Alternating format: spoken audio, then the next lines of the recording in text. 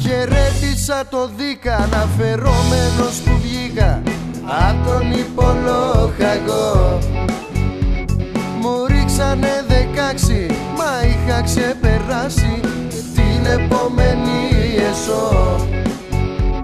Βεσέ και μαγειρία, συνέχεια αγκαρία, Σκοπιά είμαι τρίτο νούμερο. Μου λένε οι εξοδούχοι, ωραία μέρα που έχει, κι εγώ τους ρίχνω άκυρο. Επιλογία, να μην με βάλεις αύριο υπηρεσία. Επιλογία, έχω 16 μέρες για να βγω. Επιλογία, να πάω μια βολτούλα Λευκωσία.